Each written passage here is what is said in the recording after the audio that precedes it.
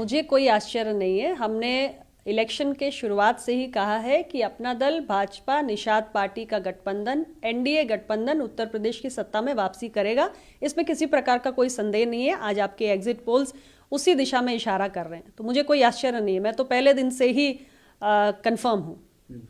ये बताइए, आखिर कौन सी योजनाएं रही, कौन सा सरकार का ऐसा कामकाज रहा जिसने सबसे ज्यादा लोगों को प्रभावित किया? और सरकार, जैसा कि हम आज तक देखते आए हैं कि यूपी में कभी सरकारें रिपीट होकर नहीं आई हैं। अगर 10 तारीख को भी ये नतीजे आ जाते हैं तो ये पहली बार होगा कि सरकार अगर रिपीट हो जाती है। तो आपको क्या लगता है कौन सा काम सबसे ज्यादा प्रभावी रहा सरकार का? उत्तर प्रदेश के अंदर 5 साल एनडीए गठबंधन की सरकार चली। आज का जो हमारा वोटर है वो बहुत जागरूक भी है, बहुत आकांक्षी भी है, और सरकारों से वो निरंतर उम्मीद करता है कि उनके कार्यों से उसके जीवन में बदलाव आए। हमने जितनी भी गरीब कल्याण की योजनाएं चलाई, उनका प्रभाव ये है कि आज़ादी के बाद ऐसे बहुत सारे परिवार हैं जिन्होंने शायद पहली बार किसी योजना का लाभ उठाया, और ऐसे बहुत सारे परिवार हैं जिनको एक से ज़्यादा योजनाओं का लाभ पहुंचा है। और सबसे बड़ी बात जो हमारे शासन व्यवस्था की खासियत है कि ज़्यादा से ज़्यादा हम टेक्नोलॉजी अडॉप्शन करते हैं गवर्नेंस में, जिसके कारण जो एक बिचौलियों के हस्तक्षेप की प्रवृत्ति रहती थी, जिससे भ्रष्टाचार को बढ़ावा मिलता था, उस पर पूरी तरीके से अंकुश लगा है। आज अगर लाभार्थी के लिए 1 रुपया भी सरकारी खजाने से निकलता है तो सीधे डीबीटी के जरिए उसके खाते में पहुंचता है। तो एक सकारात्मक बदलाव, एक ईज ऑफ लिविंग का जो प्रभाव है उसे महसूस किया है उत्तर प्रदेश के वोटर ने, और यही कारण है कि एनडीए गठबंधन के प्रति उसका विश्वास पहले से कहीं ज्यादा बड़ा है, और यही फैक्टर है जो एनडीए की दोबारा सत्ता में वापसी कर रहा है। सरकार ने आकर के सभी दलों ने इस बात को ध्यान में रखा था कि जो केंद्र की योजनाएं हैं उनके जितने लाभार्थी हैं, राज्य की जितनी योजनाएं हैं उनके जितने लाभार्थी हैं, उन तक विशेष तौर पर पहुंचा जाए और उनको जाकर सरकार के बारे में और ज्यादा विस्तार से बताया जाए। तो क्या आपको लगता है कि जो पूरी रणनीति आप लोगों ने बनाई एक तरह से अपने वोटर के पास पहुंचने की, वो पूरी तरह से सफल हुई? देखिए, अगर सरकार ने काम किया है तो सरकार को अपना रिपोर्ट कार्ड लेकर अपनी उपलब्धियों का ब्यौरा देना ही चाहिए। हमने 5 साल काम किया, इसलिए हमारे काम का पूरा रिपोर्ट कार्ड हमारे पास था। अगर हमने योजनाएं चलाई और उनसे लोगों को लाभ पहुंचा, तो हमारे लिए उस वोटर को रीच आउट करना और उसका फीडबैक लेना और ये भी देखना कि धरातल पर जो योजनाएं पहुंची हैं उनसे उसके जीवन में क्या बदलाव हुआ है, किस हद तक उनका प्रभाव पड़ा है, ये हमारे एक गवर्नेंस का हिस्सा है। और इसको हमने किया और हमने देखा कि कुल मिलाकर वोटर बहुत संतुष्ट है, और वोटर का एक विश्वास और भरोसा एनडीए गठबंधन की जो एक गवर्नेंस फिलॉसफी है या जो एक शासन व्यवस्था चलाने की एक कार्य संस्कृति है, उसमें भरोसा बढ़ा है। मैम, हम देख रहे हैं कि सारे एग्जिट पोल के नतीजों में एक चीज ये कि आपको पिछले मैंडेट से 50 से ज्यादा सीटों का नुकसान होता हुआ दिखाई दे रहा है। तो कहां पर आकर ये रह गया जिसमें कि 50 सीटों का नुकसान होता हुआ दिखाई दे रहा है, और पिछले आंकड़ों को आप छूने में एग्जिट पोल में फिलहाल अभी नहीं दिखाई दे रहा है? एग्जिट पोल के जो अनुमान होते हैं वो 100% तो नहीं होते हैं।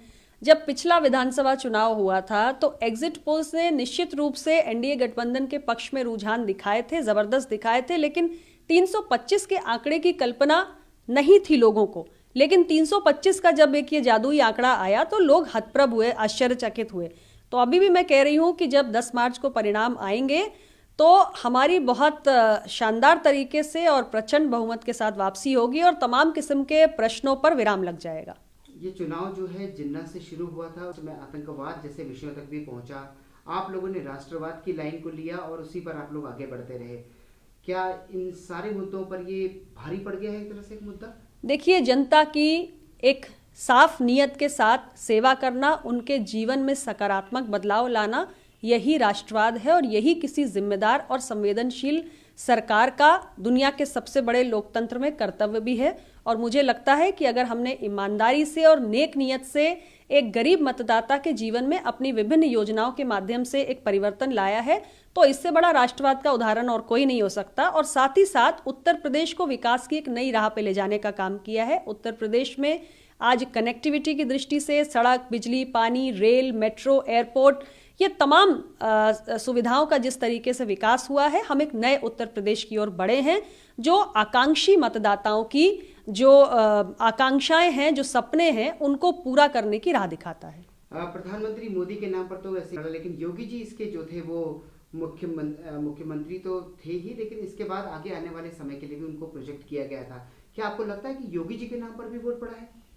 देखिए, ऐसा है कि ये एक संयुक्त कैंपेन था जिसमें हमने उत्तर प्रदेश की सरकार, जिसका नेतृत्व माननीय योगी आदित्यनाथ जी कर रहे थे, निश्चित रूप से उनकी सरकार का, और भारत सरकार का जिसका नेतृत्व माननीय प्रधानमंत्री जी करते हैं।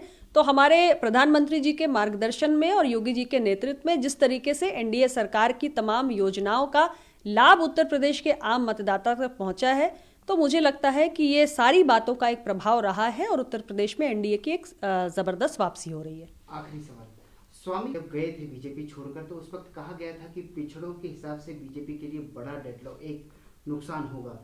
क्या लगता है आपको कि पार्टी उस नुकसान से, वो नुकसान तो नहीं होता हुआ दिखाई दे रहा है, लेकिन जो ये 50 सीटें हमको कम आती हुई दिखाई दे रही है, क्या उस इलाके से हो सकती हैं? देखिए, अभी आप आकलन और अनुमान पे बात कर रहे हैं। मैंने उस वक्त भी कहा था कि चुनाव के ठीक पहले जब ये आया राम गया राम की प्रवृत्ति को अपनाया जाता है तो वोटर के मन मस्तिष्क पर इसका कोई प्रभाव नहीं पड़ता है। और आज भी मैं कह रही हूं कि इस क्रॉसओवर से किसी प्रकार का कोई प्रभाव उत्तर प्रदेश के चुनावी नतीजों पर नहीं पड़ने जा रहा है।